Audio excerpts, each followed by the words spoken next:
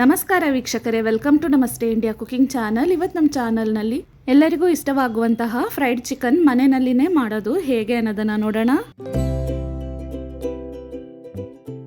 2 chicken breast ಪೀಸ್ಗಳನ್ನು ತೊಳೆದು ತಗೊಂಡಿದ್ದೀನಿ. ಇದನ್ನು ಈ ರೀತಿ ಮಧ್ಯದಲ್ಲಿ ಸೀಳಿ ತಿನ್ ಸ್ಲೈಸ್ಗಳಾಗಿ ಕಟ್ ಮಾಡ್ಕೊಬೇಕು.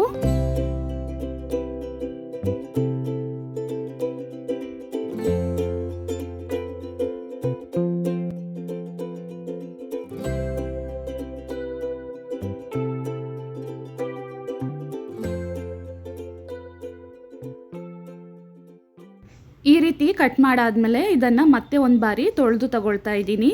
ಇದರಲ್ಲಿ 1 ಸ್ಪೂನಷ್ಟು ನಿಂಬೆಹಣ್ಣಿನ ಸಿಪ್ಪೆಯನ್ನು ತುರಿದುಕೊಳ್ತಾ ಇದ್ದೀನಿ. ಅದೇ ನಿಂಬೆಹಣ್ಣನ್ನು ಕಟ್ ಮಾಡಿ ಅರ್ಧ ರಸವನ್ನು ಹಿಂಡ್ತಾ ಇದ್ದೀನಿ.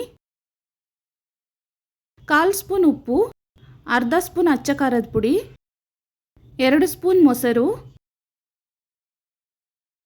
ಅರ್ಧ ಸ್ಪೂನ್ ಶುಂಠಿ ಬೆಳ್ಳುಳ್ಳಿ ಪೇಸ್ಟನ್ನು ಹಾಕಿ ಇದನ್ನು ಚೆನ್ನಾಗಿ ಮಿಕ್ಸ್ ಮಾಡ್ಕೊಬೇಕು. ಈ ರೀತಿ ಮಿಕ್ಸ್ ಮಾಡಾದ್ಮೇಲೆ ಇದನ್ನು 2 ಅವರ್ ನೆನೆಯಕ್ಕೆ ಬಿಡಬೇಕು. ಇವಾಗ 2 ಅವರ್ ಆಗಿದೆ. ಒಂದು ಬೌಲ್ನಲ್ಲಿ ಅರ್ಧ ಕಪ್ ಮೈದಾ ಹಿಟ್ಟು, ಸ್ವಲ್ಪ ಉಪ್ಪು, 1/4 ಸ್ಪೂನ್ ಕಾಳು ಮೆಣಸಿನ ಪುಡಿ, 1 ಚಿಟಿಕೆ ಅಡುಗೆ ಸೋಡಾ, ನೀರನ್ನು ಹಾಕಿ ಇದನ್ನು ಕಲಿಸ್ಕೊಬೇಕು.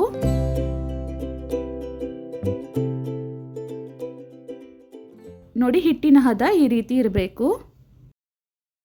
ಇನ್ನೊಂದು ಬೌಲ್ನಲ್ಲಿ 1/4 kg ಮೈದಾ ಹಿಟ್ಟು, 2 ಟೇಬಲ್ ಸ್ಪೂನ್ ಹಾಲಿನ ಪುಡಿ, ಅರ್ಧ ಸ್ಪೂನ್ ಉಪ್ಪು, 1/4 ಸ್ಪೂನ್ ಅಡುಗೆ ಸೋಡಾ, ಅರ್ಧ ಸ್ಪೂನ್ ಕಾಳು ಮೆಣಸಿನ ಪುಡಿ, 1 ಸ್ಪೂನ್ ಬೆಳ್ಳುಳ್ಳಿ ಪುಡಿಯನ್ನು ಹಾಕಿ ಚೆನ್ನಾಗಿ ಮಿಕ್ಸ್ ಮಾಡ್ಕೊಳ್ತಾ ಇದ್ದೀನಿ.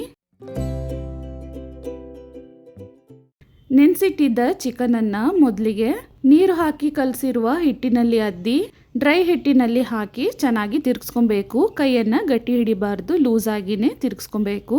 ಮೈದಾ ಹಿಟ್ಟು ಚಿಕನ್ನಲ್ಲಿ ಎಲ್ಲ ಕಡೆನೂ ಅಂಟೋ ರೀತಿ ತಿರುಗಿಸ್ಕೊಬೇಕು.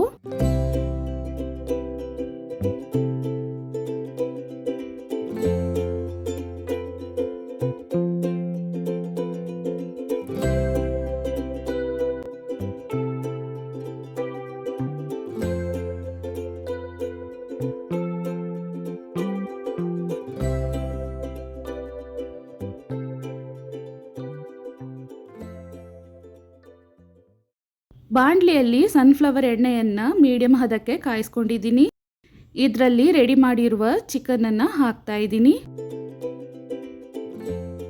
ಸ್ಟವನ್ನು ಮೀಡಿಯಂ ಫ್ಲೇಮ್ನಲ್ಲೇ ಇಟ್ಟು ಚಿಕನ್ ಕಂದು ಬಣ್ಣಕ್ಕೆ ತಿರುಗಿ ಗರ್ಗರಿ ಆಗೋವರೆಗೂ ಇದನ್ನು ಬೇಯಿಸಬೇಕು.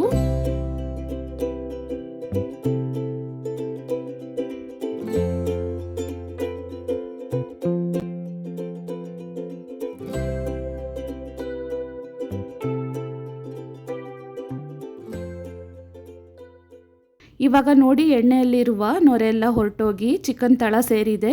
ಈ ರೀತಿ ಆಗೋವರೆಗೂ ಚೆನ್ನಾಗಿ ಕ್ರಿಸ್ಪಿಯಾಗಿ ಬೇಯಿಸಿ ತೆಗಿಬೇಕು. ಈ ಫ್ರೈಡ್ ಚಿಕನನ್ನು ಹಾಗೇನೂ ತಿನ್ಬೋದು ಅಥವಾ ಇದ್ರ ಮೇಲೆ ಪೆರಿ ಪೆರಿ ಮಸಾಲವನ್ನು ಹಾಕಿನೂ ತಿನ್ಬೋದು. ತುಂಬಾ ರುಚಿಯಾಗಿರುತ್ತೆ. ವೀಕ್ಷಕರೇ, ಈ ವಿಡಿಯೋ ನಿಮಗೆ ಇಷ್ಟ ಆಗಿದ್ದರೆ ನಮ್ಮ ಚಾನಲನ್ನು ಲೈಕ್ ಮತ್ತು ಸಬ್ಸ್ಕ್ರೈಬ್ ಮಾಡಿ. ಧನ್ಯವಾದಗಳು.